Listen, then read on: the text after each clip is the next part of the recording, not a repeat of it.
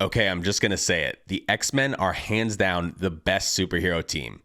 Now, while you type furiously to disagree with me in the comments, let's take a look at a really cool 56-year-old X-Men comic book. Okay, what I have here is X-Men number 57 from 1969. The artist was Neil Adams and the writer was Roy Thomas. This book goes for about $300 in high grade. This book is also a key issue. It's the first appearance of Larry Trask, who is the son of Bolivar Trask. Now that is important because Bolivar Trask is the person who invented the Sentinels, who we see here on the cover. Now there's a lot of really cool things about this book. Let's start off with the creative team.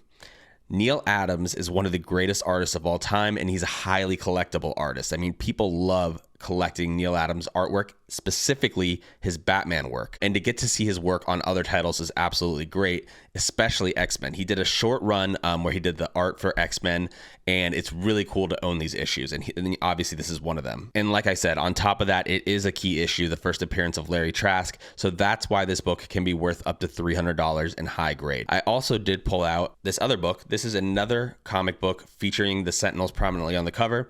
Now, the artist on this one was John Byrne, and the writer at this point was Chris Claremont. And this is part of his Days of Future Past storyline, which is a really famous X-Men storyline. Also, I'll just throw this in here really quick. This is my giant Sentinel Funko Pop, which I absolutely love.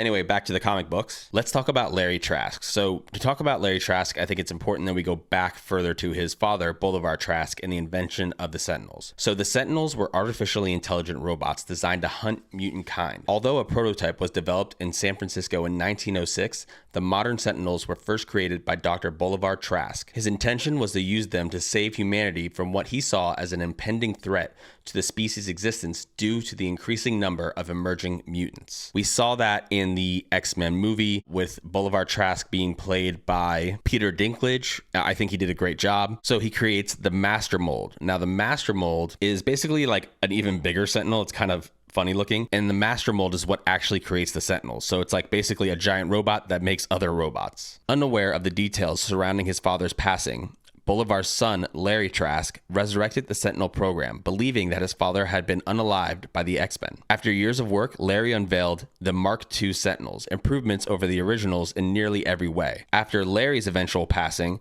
material pertaining to the Sentinel program fell to the hands of the US government. There's all kinds of different Sentinels out there, and I think they're really interesting, and they're a big part of X-Men lore, which is why I love them so much. And that's why it's so cool to have this super old X-Men comic book that's part of the original 66 X-Men issues. I absolutely love this comic, and I'm just super happy to have it in my collection.